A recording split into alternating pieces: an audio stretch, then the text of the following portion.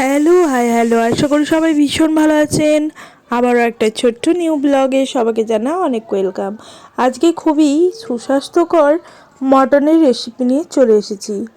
একদমই ইজি, কিন্তু খেতে সুস্বাদু হলেও শরীরের জন্যও কিন্তু সুস্বাস্থ্যকর। তার জন্য আমি এখানে আধা কিলো মটন নিয়েছি, আর এটা কিন্তু 4 টুকরো পেঁপে, একটা গোটা রসুন এবং একটু হলুদ আর লবণ দিয়ে সেদ্ধ করে নেব।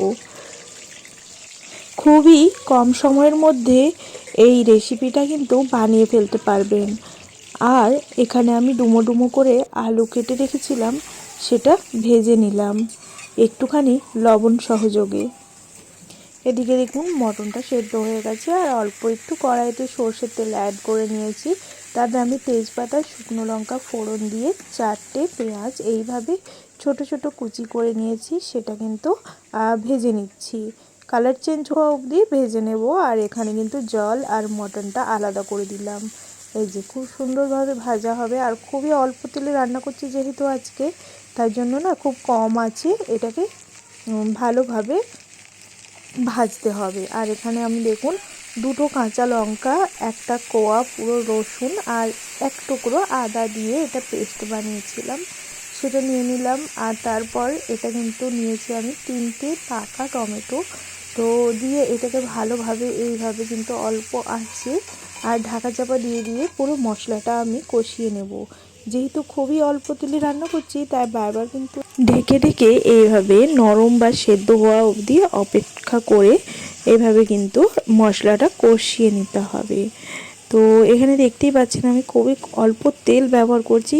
তো আমি কিন্তু অবশ্যই এটার কালারের ওপর যাচ্ছি না, বা কি কতটা কি খেতে ভালো হয়েছে। আমি কিন্তু এখনের যে দিনে মানুষকে কম স্পাইসি, কম তেল ঝাল মশলা এসব খেতে বলছে ডক্টররা, বা অনেকের খাওয়া বারণ, তাদের জন্য কিন্তু আজকের রেসিপিটা। তো এখানে আমি দেখুন স্বাদ অনুযায়ী লবণ নিয়েছি, তারপর হচ্ছে গিয়ে কাশ্মীরি রেড চিলি পাউডার নিয়েছি, যেটা শুধু রং হবে, খুব একটা বেশি ঝাল হয় না। অল্প একটু হলুদ গুঁড়ো পাউডার নিয়েছি, ধনে জিরে পাউডার নিয়ে নিলাম। তো তারপর আমি এখানে দেখুন একটু অল্প ঝাল হওয়ার জন্য কাঁচা লঙ্কা এবং ধনেপাতা বাটা একটা পেস্ট বানিয়ে অ্যাড করলাম। তো যাদের যাদের কিন্তু মটন খেলে খুবই অসুবিধা হয় শারীরিকভাবে, তারা কিন্তু একবার এইভাবে বানিয়ে দেখুন, আশা করছি আপনাদের ভালো লাগবে। আর খুবই কিন্তু টেস্ট হয়, কিন্তু একটু কালারটা হয়তো খুব একটা বেশি হয় না, বা তেলটা খুব অনেকের তরকারি রান্না করলে হয় না, তরকারির থেকে তেলটাই বেশি দেখা যায়, সেটা হয়তো হবে না, কিন্তু খেতে কিন্তু খুবই ভালো হয়। তো আপনারা অবশ্যই কিন্তু এইভাবে একবার বাড়িতে ট্রাই করে দেখবেন।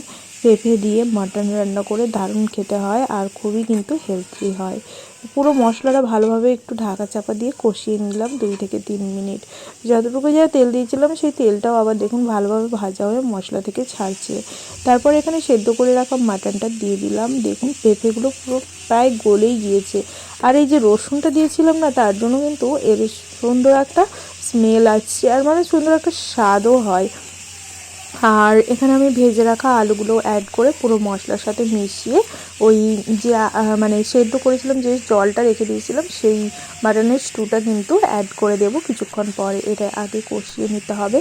আর যেহেতু আমি প্রেশার কুকারে ভালো করে সেদ্ধ করে নিয়েছিলাম, তাই আর প্রেশার কুকারে না দিলেও চলবে, এই কড়ার মধ্যেই এটা কিন্তু রেডি হয়ে যাবে। ভালোভাবে কষানোর পরে আমি একটু মাটন মশলা পাউডারটা অ্যাড করেছিলাম এবং স্টুটা অ্যাড করে দিয়েছি। তো দেখুন এটা সেদ্ধ হয়ে গেলেই ওপর থেকে ধনেপাতা কুচি এটা ছড়িয়ে দিয়েই কিন্তু রেডি হয়ে যাবে ঝটপট একটা পাতলা মাটনের ঝোল, যেটা খেতে কিন্তু সত্যি অসাধারণ। ভীষণই অল্প তেলে বানিয়েছি, নামমাত্রা তেলেই বলতে পারেন মাটনের এই তরকারিটা বানিয়েছি, কিন্তু খেতে অসাধারণ হয়েছিল। দেখতে হয়তো আপনাদের কেমনই লাগতে পারে, কিন্তু সত্যি বলছি খুবই ভালো হয়েছিল। আপনারা অবশ্যই কিন্তু বাড়িতে একবার ট্রাই করবেন। আজকে আমার ব্লগে কারা কারা নতুন বন্ধু হলে অবশ্যই কিন্তু জানাবেন, আর নতুন পুরাতন সমস্ত বন্ধুদের জানাই অনেক অনেক ধন্যবাদ। এইভাবেই সাথে থাকুন, পাশে থাকুন, একটু একটু করেই সবাই মিলে এগিয়ে যায়। তো এখানে দেখুন দুপুরের খাওয়ার থালি সাজিয়ে নিয়েছিলাম, ভাত আর মাটনের ঝোল, তার সাথে salad. Bye bye to all.